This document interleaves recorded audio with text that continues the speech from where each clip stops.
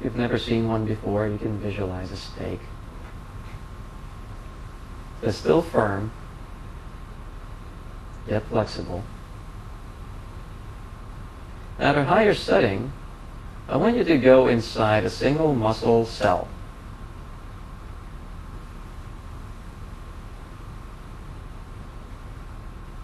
Visualize it as a sack full of water.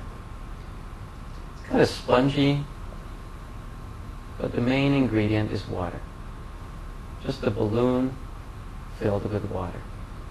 There are other substances in minuscule quantities. Now go inside that one cell. At a higher setting, we'll go deeper and we'll find a single molecule. As you go deeper, you'll notice that everything gets thinner around you. So that molecule may appear to you as a balloon filled with gas. So a very thin environment. Go inside that molecule. We'll get to a deeper setting now. We'll try to find an atom. If you've never seen the atomic structure, think of it as the solar system. In the solar system, you have the sun in the middle, and all these planets traveling around it on certain distances. Their sizes are really minuscule compared to the distance between them and the sun. The same way, in the atom, you have the nucleus in the middle, which is positively charged, and the negatively charged electrons traveling around it on certain distances. There are certain rules and laws that they follow. There can be only so many electrons on so many or such distances. Their sizes are absolutely minuscule, very tiny, compared to the distance between them and that nucleus.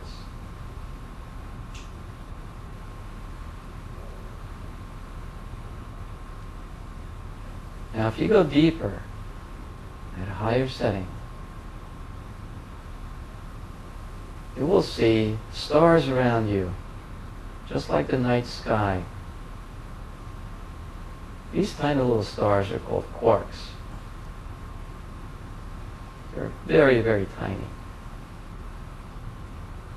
If you go to a deeper setting, it will slowly disappear in darkness. Now you're at the essence of your physical bodies. That is what makes up most of your bodies and whatever is around it. That's the essence of everything.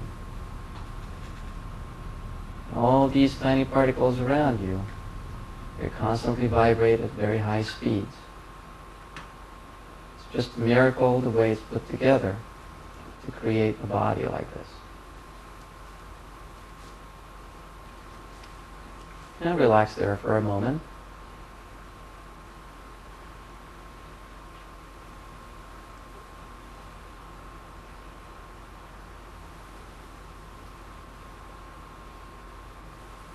Then we'll count to 3. When you come out, you'll feel fresh, relaxed. We'll continue with the session. So 1, 2, and 3. Okay. I wish my teachers taught me physics this way. What did we learn here? Well, we always knew that our bodies are not what they appear to be. I mean, we see the skin, but we know that 70% of our bodies is water. The older we get, a little bit less. However, it's mostly water. Can any of you feel it splashing around when you walk around? No. That's because it's in those trillions of tiny little sacs, little cells. And then there's even more molecules and even more atoms in our bodies. So deep down, we're all made of those tiny little particles. But if you look at the atomic structure, if a nucleus is this big, like the head of a needle, how close is the closest electron? Miles away. It's such a tiny particle. It's almost non-existent. We know through math and physics that there's so many other particles in that atom. Today, probably 27, 28 different particles that are identifiable in the atom. So it's not just positive and negative particles. There's so many other things in it. However, who walks around with it? You know, we can't really see it. We know it exists, but then again, if that nucleus is that small and miles away is the first electron, then everything in between is what? It's nothing. It's that space, that dark matter that they talk about, you know, in astronomy. So we're mostly made up of that nothing. So 99.99999% of our bodies is nothing. It's that energy. It's just the way that it's put together, you know, just like you don't hear the water splashing, you don't really feel that nothingness. But this energy under normal circumstances vibrates, of course. It goes as far as you can reach. Now this is when you're at rest. However, everything else influences your energy all the time. Every thought you have, everywhere you go, the environment, whatever you eat, whatever you exercise, people around you, and so on. So, again, we cannot cover all of this in one lecture. However, we'll try to cover the things that are important to our health. Now, I do biotherapy in order to improve people's health. What is our health? I mean, what do we talk about here? Is it just physical? No, it's everything around us. Our entire being is connected in this energy field. This energy field, of course, as I said, it changes all the time. However, it doesn't make a huge difference between our field and everything else around us. On a very basic level, we're all made of those basic elements, basic material. So, the difference between our energy and the energy of living beings and the energy of, let's say, this shelf is that this always stays the same until you physically or chemically destroy it, burn it, it goes up in the air, up in smoke, so on. The energy of living beings is influenced by so many things that it changes all the time. Let's skip the plants and animals right now, although you can do your own experiments with those, but we'll talk about that a little bit later. So, what influences our energy fields? And how does it influence us? In what ways?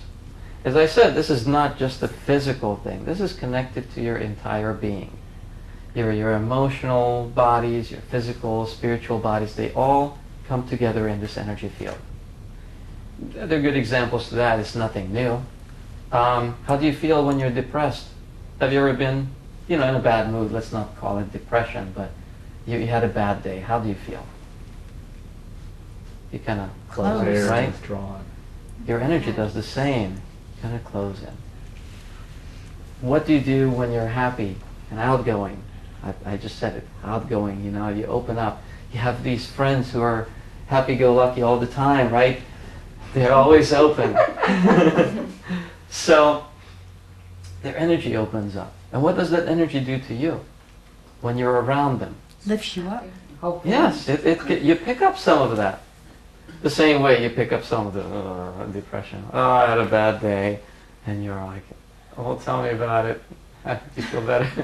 So that would be a usual reaction. But there's some people who literally drain your energy, right? And the opposite, of course. So, when you're physically down, how do you feel emotionally? Let's say you have a cold or the flu. Do you feel like disco? No, Not really. Feel drained. You feel drained and you don't feel like doing anything mentally either or emotionally.